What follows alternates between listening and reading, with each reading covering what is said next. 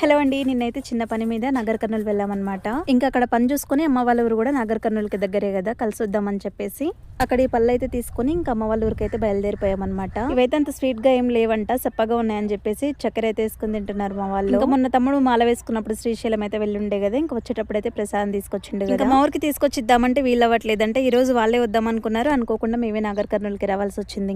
ఇంకా శ్రీశైలంలోనే అక్కడే అందరూ షాపింగ్ చేస్తుంటే వాళ్ళ ఫ్రెండ్స్ వీడు కూడా షాపింగ్ చేసిండంట. నా కోసం, అమ్మ కోసం, ఇంకా రేణుక కోసం అయితే కొన్ని థింగ్స్ అయితే తీసుకొచ్చాడు అక్కడ నుంచి. నిజంగా నాకైతే ఇప్పటివరకు తెలియదు వాడు అంత బాగా సెలెక్ట్ చేస్తాడని చెప్పేసి. ఈ బ్యాంగిల్స్ అయితే నా కోసం తీసుకొచ్చాడనమాట, చాలా బాగున్నాయి కదా. ఈ గోట్లు ఇంకా గాజులు అయితే రేణుక కోసం తీసుకొచ్చాడు. ఇంకా హెయిర్ కి క్లిప్స్, ఫ్లక్కర్స్, ఇంకేంటి హ్యాండ్ బ్యాగ్ ఇవన్నీ తీసుకొని వచ్చిండనమాట. హ్యాండ్ బ్యాగ్ కూడా క్యూట్ గా చిన్నగా చాలా బాగుంది, నాకైతే చాలా నచ్చింది. అమ్మ కోసం కూడా కొన్ని థింగ్స్ తీసుకొచ్చాడనమాట వాడు. ఈ చిన్న టెడ్డి బియర్ అయితే వాడి కోసం తెచ్చుకున్నాడంట, నచ్చిందని చెప్పేసి. చాలా క్యూట్ గా ఉంది కదా. ఇంకా రీసెంట్ గా అయితే మా కోసం, అమ్మ వాళ్ళ కోసం అమ్మ అయితే చింతకాయ పచ్చడి పెట్టిందన్నమాట. ఇప్పుడు మాకు తీసుకెళ్ళడానికి అయితే పెట్టిస్తుంది అనమాట బాక్స్ లల్లా. ఇంకా మేము వచ్చామని చెప్పేసి తమ్ముళ్ళు అయితే ఫ్రెష్ గా చేపలు అయితే పట్టుకొచ్చారనమాట. ఇంకా లైవ్ గానే ఉన్నాయి, అవి చనిపోలేదు. కాకి బొచ్చలో కాకి పరకలో అని ఇవ చెప్పిండు అనమాట. ఎక్కువ ముళ్ళు ఉండవండి. నేను సరదాగా పట్టుకుందాం అనుకున్నా కానీ మా వాళ్ళు ముళ్ళు కొడతా అని చెప్పారనమాట. అందుకని చెప్పి భయపడి వదిలేసి. ఇంకా చాలా ఉంది, పార్ట్ 2 నెక్స్ట్ వీడియోలో పెడతాను.